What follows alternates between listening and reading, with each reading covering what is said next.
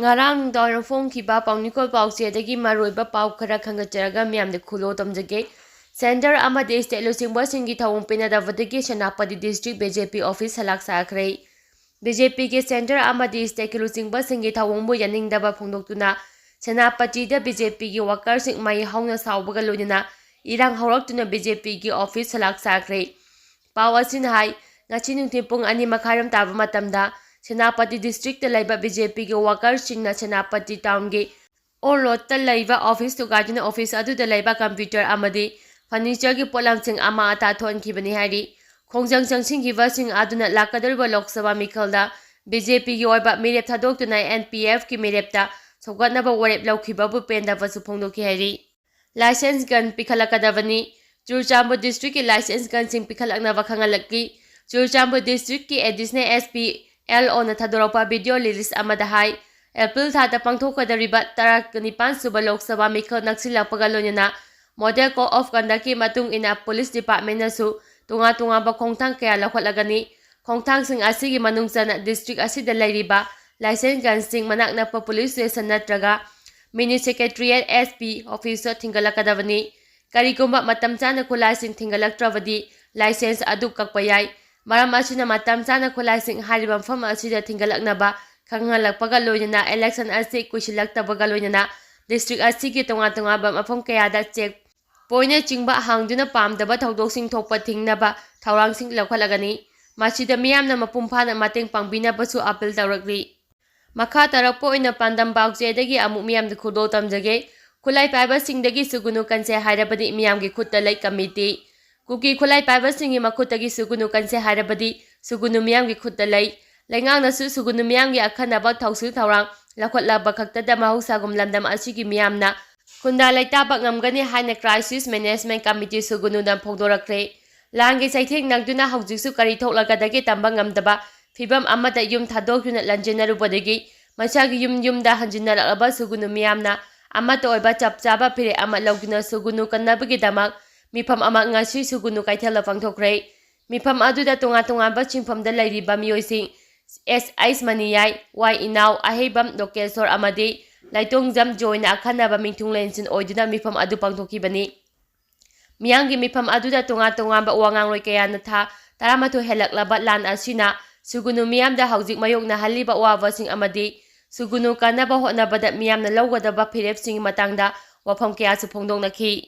nongmai amade hang grenade phagaikre Kakching district commander unit amadi Waikhong police station ya apunba team amana Waikhong uyong kunang maning chingda thiba humbagi thafak chathavada nongmai amade hang grenade phagapangamkhre hari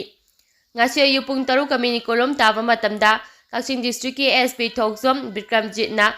supervise tawdina district achigi additional SP of Binoy Chongtham gi mi makhada Kakching district commander unit ki OC Subedar Soraijam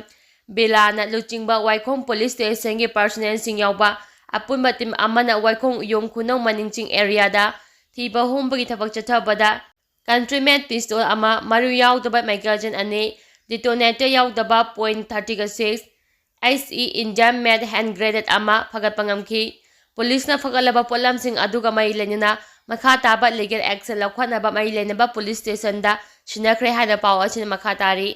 iyek sakhwanaba bosem amasung miral puna hotna minaba haina yanakre Board of Secondary Education Manipur bosem na lawduna hauji chathariba class 10 exam 2024 asigi Manipur maitai mayek subject ke question da lonan amadi lonchan lana yorom baga mai lenana bosem amasung mira ani ke marakta puna mifam pangthokna matung tarakpa exam ching da asoiba lehentana ba hotna baga lonina iyek sakhwana ba bosem amasung mira ani na puna hotna minaba haina yanakre hari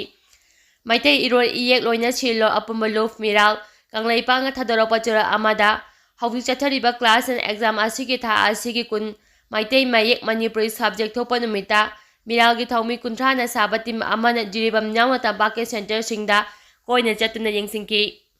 yengsimba aduda manipurgi maitai mayek subject ki question paper da serial naidaba lonyan yawramba amadi lonchan spelling lanba yawramba thengnaki masigi mari lainana miralgi maikaidagi bosangi authorities singda mifam ama pangthoktuna khana minnanaba haijaki madugi matung ina ngarang mas kuni thoida bosangi chairman gi kada mifam ama pangthoki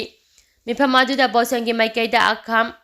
Joy Kumar, Ayam Toy Exam Controller, Hijam Oji UDO Saruyaki, Miralgi Maikada BP Wakom Gozen, General Secretary Langonzam Nomai Lembi, Education Secretary Paunam Thakaba Maitai, Art and Culture Secretary Khomatafam Chandrakanta, Assistant Publicity Secretary RKGT Maitai Saruyaki, Mipamna question paper the Aramba Yoromba Adugi Matangda, Kanabaga Lunina Matung Tarapa exam Singda Sohendana, Tabak Lokatpa, question sembada Lonyangi Matangda Fajana Kambamiwe Amatamduna, Yariba Makai Suhendana Honaba,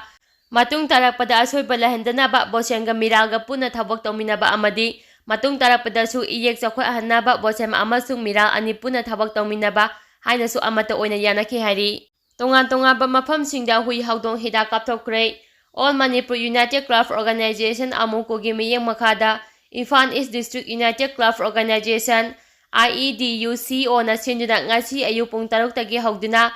Imphal East District ki tunga-tungaba mafamsingda mass anti-rabies vaccination program pangthokre, Kontrakpar Mayay Leikay, Northern Students Club,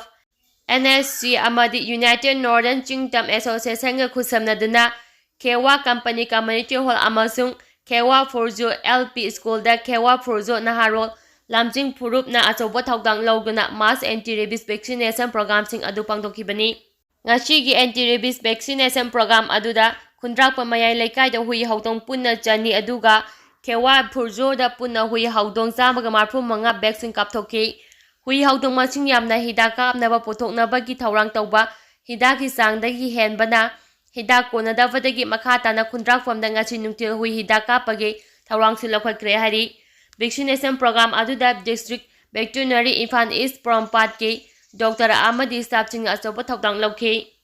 Nakal amaromda Wangkhem Kendragi Wangkhe Youth Club amadi Wangkhem Veterinary Office puna kusamnaduna Manipurda paksana sandawriba rabies laina ngakthoknabagi damak anti-rabies vaccination program ama pangthokre. Ngasi ayupung 3 hauduna pangthokiba vaccination program aduda District Veterinary Office Thawalgi Joint Director Office asida Thawpuriba Puyam Kumar na chauna mateng pangki. Vaccination program aduda Puro Khongjil Hoidrom Laikai amadi Moirang Sari na chingba khulsingdagi hui amadi haudong yangna tika thadoknaba pothonaraki. Paksana estate asida rabies sandorakpana maram oiraga anti-rabies vaccine gi dima wangkhalakpana vaccination program aduda dosa makhaktama pirakpadagi ayupung 3 hauduna pung 12 da loisingki hari. Makhatana Wangkhem amadi thangnaba khulsingda vaccination watlhauriba hui amadi haudongsing athuboda tika thadokpada veterinary department ki maikaidagi angamba mateng pangbinaba Wangkhem Youth Club ki maikaidagi lengaki pungning chingchilakli.